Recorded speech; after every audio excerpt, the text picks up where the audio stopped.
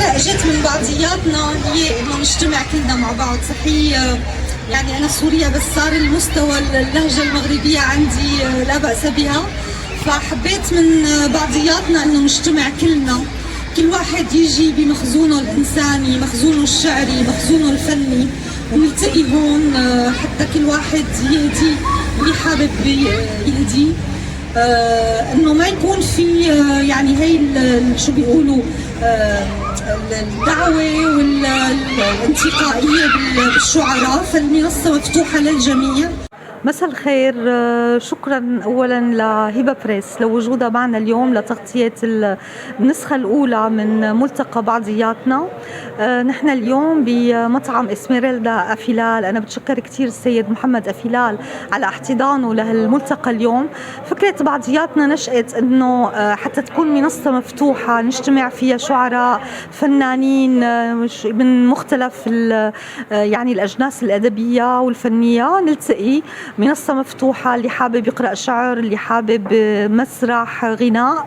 فهي هي الفكرة تبع هالملتقى. طبعا أنا بتشكر كل اللي كان له أيادي بيضاء بالتحضير لهالنسخة الأولى، وإن شاء الله يعني تتعمم على بقية المدن المغربية. وأنا بتشكركم كتير كتير، وبتعرفوا أنتم محبتي للمغرب، يعني هي العلاقة الروحية، العلاقة الوجدانية مع المغرب. فمثل ما بتقولوا الله يعمرها بلاد، وبتمنى لكم سهرة سعيدة، وشكرا كثير لكم. مساء الشعر، مساء الجمال الذي يجمعنا في هذا الفضاء الجميل، مطعم الشاعر محمد أفيلال، زمردة أفيلال. ولدت هذه الفكرة من قلب الإبداع، جمعتني أنا والسيدة الشاعرة ريم السيد والشاعر محمد أفيلال، أن نخلق لحظة دافئة يلتقي فيها الشعر بالفن والقلوب بالكلمات. شكرا لكم من حضر ومرحبا بكم.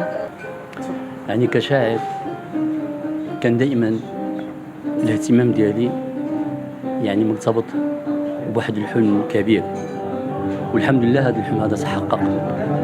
كنت كنتمنى يكون عندي واحد الفضاء اللي هو فضاء للشعر، الكلمة الجميلة، ونلتقي فيه بين الفينة والأخرى، بين شعراء من أقطار مختلفة، نلقي فيه الكلام الجميل، نحبب الناس إلى الشعر.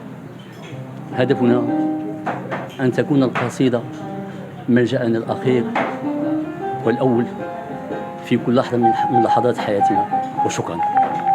قبل ما تخرجوا ما تنسوش تابوناو في لاشين يوتيوب وتبارطاجيو لا فيديو مع اصحابكم في مواقع التواصل الاجتماعي.